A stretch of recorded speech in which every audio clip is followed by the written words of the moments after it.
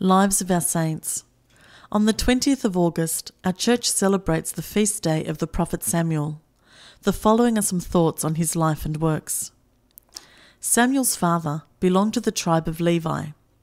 His mother Hannah is referred to as a prophetess.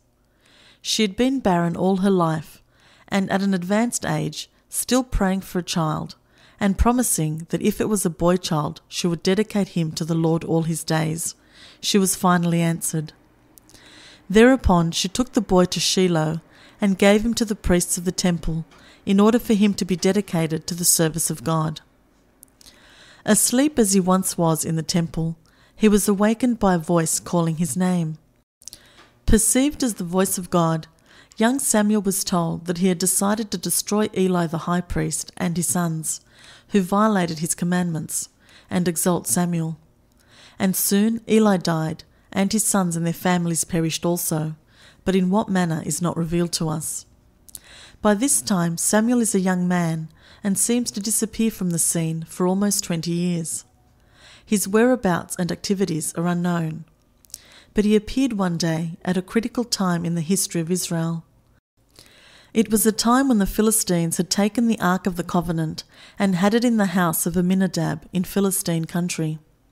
Samuel now appears out of nowhere and scolds the people for their idolatry, and urges them to recover the Ark.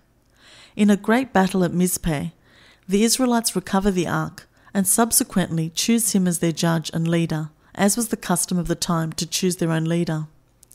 Samuel judged and ruled the people with the example of his good works, obedience to the Lord, wise counsel, and fair decisions, exhorting people to continuous prayer. He travelled annually between various cities, urging people to obey Jehovah and return to the faith of their forefathers. As he aged, he formed a school of prophets dedicated to the work of God. It turned out that his sons who were to succeed him in his position as judges of Israel had been corrupted, and the Hebrew people came to him and demanded a change in the form of government, with unanimous decision to have him choose a king. Samuel thus anointed Saul as the king of Israel. Samuel sincerely wanted Saul to succeed in his rule, and with fear of the Lord to establish a dynasty. But when Saul openly attacked the priestly office and privileges, Samuel anointed a new king, David. However, he died shortly thereafter, and did not see how the presence of two kings in one kingdom was resolved. The church honours him on August 20th.